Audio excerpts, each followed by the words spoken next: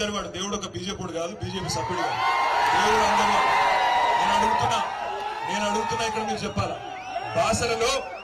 బాసరలో అమ్మవారి ఆలయం ఎప్పుడు కట్టిండ్రు?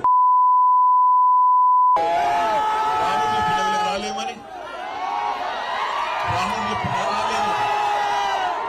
నేను అనేదల్లా ఒకటే, ఇవాళ బాసరలో అమ్మవారి ఆలయం ఎప్పుడు వచ్చింది? బాసరలో అమ్మవారి ఆలయం ఎప్పుడు వచ్చింది తెలియదు, ఎప్పుడొచ్చిందో తెలియదు. అట్లాగే కొండగట్టులో అంజన్ ఎప్పుడు వచ్చిండు తెలియదు, తిరుపతి వెంకన్న ఎప్పుడు వచ్చిండు, మరి బీజేపీ ఎప్పుడు వచ్చింది? 40 ఏళ్ల కింద వచ్చి ఏదో వీళ్ళే దేవుణ్ణి ముట్టించినట్టు, వీళ్ళే దేవుని కాపాడుతున్నట్టు బిల్డప్.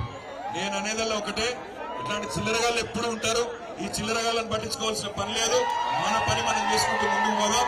ఈ చిల్లరగాళ్ళను, ఆ చిల్లర పార్టీని పట్టించుకోకుండా పని చేసుకుంటూ పోదాం.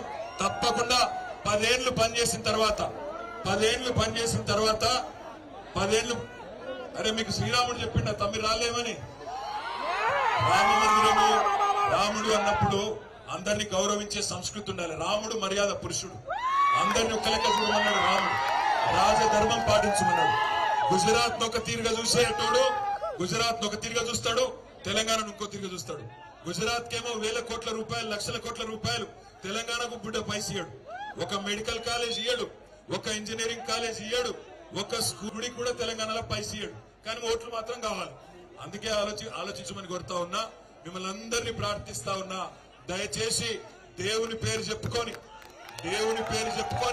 అదానికి దోచిపెట్టే సన్నాసులను పట్టించుకోవాల్సిన అవసరం లేదు. అదానికి అంబానీలకు తొత్తులైన వాళ్ళను పట్టించుకోకండి. 13 తారీఖు నాడు కారు గుర్తుకు ఓటేసి బ్రహ్మాండంగా ఆత్రం సక్కు గారిని గెలిపించి పార్లమెంటుకు పంపండి. ఇట్లాంటి వాళ్ళు ఎప్పుడు ఉంటారనే మాట కూడా నేను మీకు గుర్తు చేస్తూ, మళ్ళొకసారి పేరున బెన్సాలో పెద్ద ఎత్తున హాజరైన మా అన్నదమ్ములకు, అక్క చెల్లెలకు, అదేవిధంగా మా బీఆర్ఎస్ పార్టీ నాయకులందరికీ హృదయపూర్వకంగా నమస్కారాలు తెలియజేసుకుంటున్నాను. For more videos like this, subscribe Big TV channel.